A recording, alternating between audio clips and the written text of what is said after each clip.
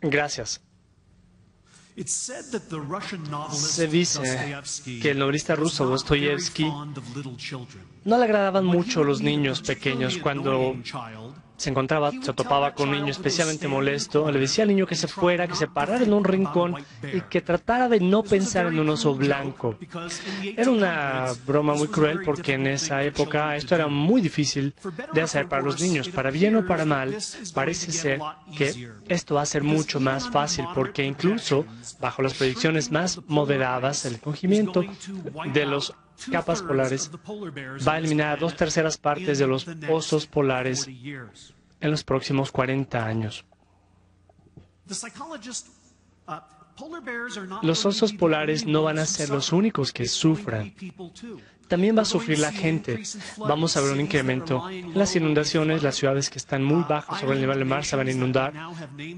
Estados que son islas van a desaparecer de la faz de la tierra. Veremos sequías. Los lugares secos serán todavía más secos y grandes grupos de personas, grandes poblaciones tendrán que emigrar. Veremos huracanes porque cuando los océanos se calienten veremos un incremento en las tormentas. Vamos a ver incendios porque cuando los bosques se secan son más susceptibles de incendiarse. Vamos a ver una disminución en la producción agrícola en el tercer mundo que va a ocasionar todo tipo de hambrunas. Vamos a ver nuevas enfermedades a medida que los insectos migren del norte al sur y lleven la malaria, el dengue. En otras palabras, esto no va a ser un buen panorama. El psicólogo William James, ¿me puedo regresar una lámina, por favor? Bueno, no, mejor hacia adelante, vamos a ver. El psicólogo William James dijo, una nueva idea primero se condena como absurda, después se desecha como trivial hasta que finalmente se convierte en lo que todo mundo ya conoce. Esto es lo que pasa en la conversación pública sobre el calentamiento global. Al principio nos dijeron, no, la Tierra no se está calentando. Después nos dijeron, bueno, sí se está calentando, pero no es porque la gente está haciendo. Y después nos dijeron, sí, la Tierra se está calentando por lo que la gente está haciendo, pero las consecuencias no van a ser desastrosas. Y ahora sabemos que la Tierra se está calentando, que nosotros tenemos la culpa y que va a ser un desastre. Eso es lo que todo el mundo sabe, todo lo que la gente conoce. Y la pregunta es ¿por qué? No porque se está calentando la Tierra. Sabemos por qué se está calentando. La pregunta es, ¿por qué si sabemos que está sucediendo, no hacemos nada al respecto? Cuando los amables amigos de Starbucks me invitaron a escribir algo que pudieran imprimir en sus vasos, yo sabía que tenía la oportunidad de decir más o menos 50 palabras a varios millones de estadounidenses que todavía no habían tomado su café y que por lo tanto eran susceptibles de sugestión. Durante mucho tiempo pensé en qué es lo que quería decir. Las palabras que elegí fueron las siguientes. El cerebro humano es el único objeto en el universo conocido que puede predecir su propio futuro y decir su propia suerte. El hecho de que podamos tomar decisiones desastrosas, aun cuando podamos prever las consecuencias, es el gran misterio no resuelto de la conducta humana. Cuando usted sostiene su destino en sus manos, ¿por qué querría apretar la mano para formar un puño? ¿Por qué? Es muy extraño porque el cerebro humano es muy bueno para responder ante las amenazas. Si ahorita brincara sobre el escenario un chita, yo estaría corriendo del escenario. Si alguien disparara una pistola ya en la parte de atrás del auditorio, se vaciaría de inmediato. Somos buenos para responder a las amenazas.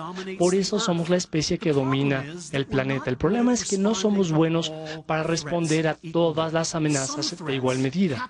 Algunas amenazas nos capturan de una manera que otras no lo hacen. Nuestros cerebros evolucionaron para responder a amenazas que tienen 4 características. Las amenazas que son intencionales, las amenazas que son amorales, las amenazas que son inminentes y las que son instantáneas. Cuando nos enfrentamos a amenazas de este tipo, respondemos muy bien y muy rápidamente. Lo que quiero plantearles es que el calentamiento global es especialmente una amenaza peligrosa no solo por lo que va a hacer, sino porque no tiene ninguna de estas características y por lo tanto se ha venido presentando bajo el radar del cerebro. El cerebro humano dedica áreas muy valiosas, a las cosas que son realmente importantes. Por ejemplo, esta parte de mi cerebro aquí atrás se especializa, está dedicada a la visión, porque poder ver es sumamente importante. Esta parte de mi cerebro, aquí al lado izquierdo, encima de mi oído, está dedicada al lenguaje, porque el lenguaje es sumamente importante. El cerebro humano no dedica partes importantes a cosas como compras o como ver televisión. Resulta que en los últimos 10 o 15 años hemos descubierto algo interesante, y es el hecho de que el cerebro dedica áreas especiales a entender a la mente de otros seres humanos. Hay redes enteras en nuestro cerebro que están diseñadas para dedicarse exclusivamente a una cosa, y es ¿qué estará pensando esta persona? ¿Qué estará sintiendo? ¿Qué quiere? ¿Qué busca esta persona? ¿Qué orientación tiene esta persona hacia mí? Dado que nuestro cerebro se especializa en procesar información acerca de otras personas, estamos hipervigilantes ante ese tipo de información. Por ejemplo, es muy difícil ver estos objetos cotidianos y no ver rostros, porque nuestro cerebro siempre está buscando rostros, siempre está buscando indicios de humanidad. Por eso vemos rostros cuando vemos las nubes, pero nunca vemos nubes cuando estamos viendo un rostro. Nunca vemos a alguien a la cara y decimos, es que tu cara parece una nube, pero es muy difícil ver una nube como esta y no ver una cara humana. Es también por eso que nos interesan tanto algunas amenazas y no otras. Por ejemplo, la mayoría de nosotros no dedicamos mucho tiempo a preocuparnos sobre la influenza. La influencia mata casi 500,000 de seres humanos en el planeta cada año. En cambio, nos preocupamos por cosas como la gente que lleva bombas en los calzones. La amenaza de este tipo de terroristas es casi cero, pero a nosotros nos cautiva las acciones intencionales más pequeñas de una manera que no nos interesan los accidentes no intencionales. Cuando abran ustedes un periódico, vean cuánto espacio se dedica a estos dos tipos de amenazas. Van a ver que la cantidad de espacio que dedicamos a algo como una tormenta que mata a 50 personas es aproximadamente el mismo espacio que dedicamos a un terrorista suicida que lesiona a 7 personas. Si este avión hubiera sido golpeado por un relámpago y se hubiera estrellado en un edificio, todos estaríamos muy tristes. Pero ninguno de ustedes me podría decir en qué fecha ocurrió. Recordamos este incidente porque fue deliberado. El problema con el calentamiento global es que no está intentando matarnos. Si el calentamiento global fuera resultado de una conspiración de algún tipo malvado, bigotón, ahorita tendríamos una guerra contra el calentamiento y estaríamos dedicando enormes cantidades de recursos financieros para combatirlo. La segunda razón por la que el calentamiento global no pone a nuestro cerebro en alerta naranja es que no desencadena nuestras alarmas morales. El calentamiento global no infringe ninguna sensibilidad moral, no despierta emociones morales, y las emociones morales son muy poderosas y tienen una lógica propia. Por ejemplo, a la mayoría de nosotros nos enfurece la posibilidad de que alguien comiera carne humana. Nos oponemos, aun cuando la gente que opte por comer gente está comiendo a alguien que optó por ser comido. Nos enfurece la posibilidad de que un hermano o una hermana se casen y tengan hijos. Y nos enfurece incluso cuando el hermano y la hermana eran dos bebés que cuando nacieron fueron adoptados por familias diferentes, crecieron sin saber el uno del otro, se conocieron de adultos, se enamoraron y hasta entonces se enteraron de que eran parientes. Nada de eso importa, porque nuestras emociones morales son despertadas por estos acontecimientos. Casi todas las infracciones morales tienen que ver con cosas que realmente interesaban a nuestros ancestros. Por ejemplo, todas las culturas tienen reglas acerca de si se puede o no comer un perro. Todas las culturas tienen reglas morales acerca de si dos hombres pueden casarse o no. Ninguna cultura tiene reglas morales acerca de si uno puede o no puede utilizar el aire acondicionado. El calentamiento global nos preocupa, nos inquieta, podría incluso enfurecernos, pero no nos hace sentirnos deshonrados, violados, no nos da náuseas, no nos da asco. Y ese es un problema, porque a consecuencia de esto, simplemente no podemos tener energía para hacer algo al respecto. La verdad es que si los matrimonios que ocasionaran el calentamiento global, ahora habría cientos de millones de personas en las calles exigiendo que el gobierno actuara para evitar los matrimonios gay.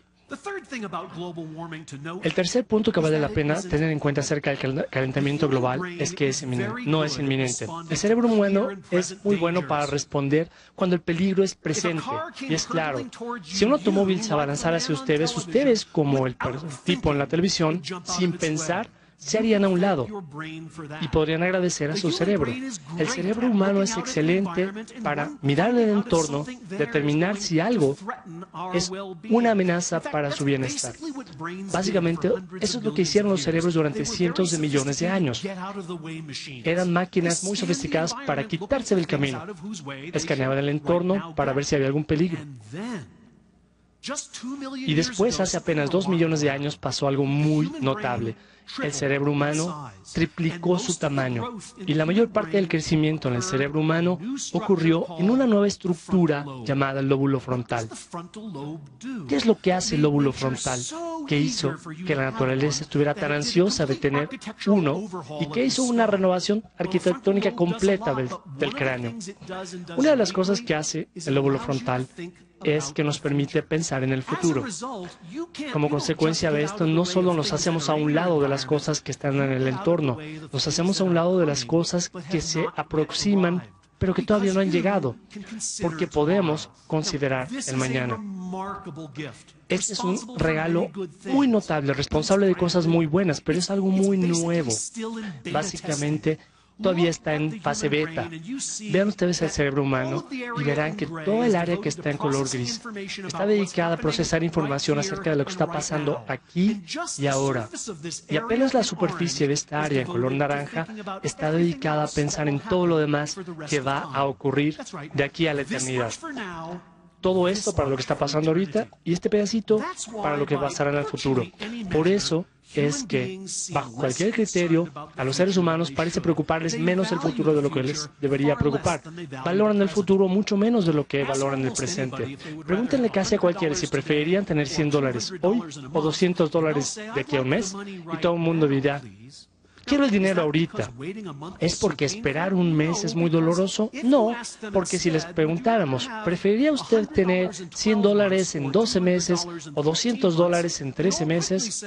Todos dirían rápidamente: pues mejor me espero 13 meses para tener 200, por favor. La gente es muy paciente cuando está pensando en el futuro, pero no es muy paciente cuando está pensando en el presente. ¿A qué se debe?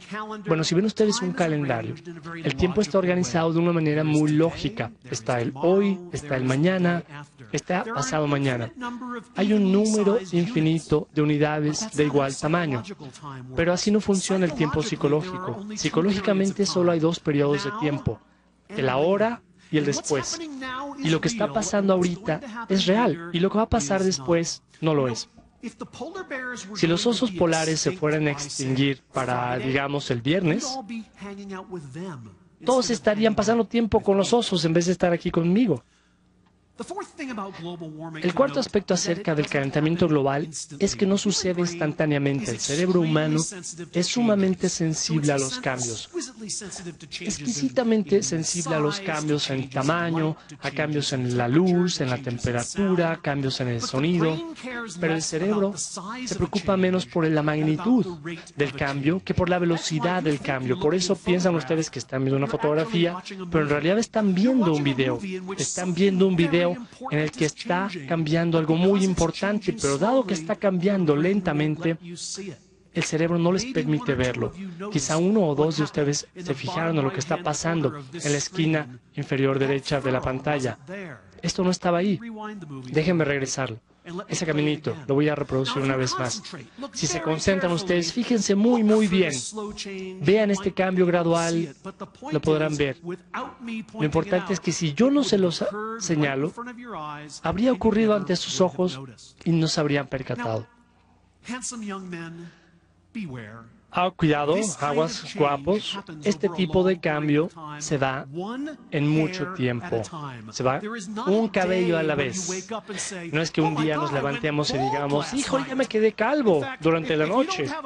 De hecho, si no tienen ustedes una fotografía o no tienen esposa, a lo mejor ni siquiera se dan cuenta que les pasó, porque pasa muy gradualmente. Si les hubiera pasado rápidamente, se habrían ido corriendo al médico o al club de calvos. Esto es exactamente lo que pasa en nuestro entorno. Nuestro aire tiene una peor calidad, el agua tiene una peor calidad, pero pasa un día a la vez. No vemos letreros que nos digan, no coma usted pescado de este río. No vemos noticias que nos digan, no salga, no respire. Para quienes eran muy jóvenes, esto es lo nuevo normal. Para la gente de mi edad, cuando yo tenía pelo, esto solo pasaba en las películas de ciencia ficción. Era inaudito. Pero dado que ha pasado tan gradualmente, apenas lo alcanzamos a ver, apenas nos percatamos y no nos mueve a la acción. Cuando una empresa derrama 1000 barriles de petróleo en un día, organizamos manifestaciones y protestas. Si una compañía derrama 3 barriles cada día durante un año, a nadie le importa. A los ambientalistas les gusta decir que el calentamiento global está pasando demasiado rápido, pero no está pasando con la rapidez suficiente. Si estuviera sucediendo más rápidamente, estaríamos prestándole atención. El mensaje fundamental es el siguiente. Somos los descendientes de criaturas para quienes su mayor amenaza al bienestar era un tipo con un palo. Y nosotros respondemos como ellos lo harían cuando ven un tipo con un palo. Cuando vemos a alguien que está haciendo el mal, instantáneamente, aquí y ahora, y trata de lastimarnos, hacemos exactamente lo que harían nuestros ancestros. Respondemos con determinación y fuerza. Piensen en cómo respondemos al terrorismo, por ejemplo. El terrorismo tiene todas estas 4 características. Es intencional, por gente inmoral, está sucediendo ahorita, hoy. ¿Y qué es lo que hacemos? Gastamos miles de millones de dólares y renunciamos a todas nuestras libertades civiles para combatirlo. Incluso cambiamos la Constitución para combatir el terrorismo, pero no cambiamos los focos para combatir el calentamiento global.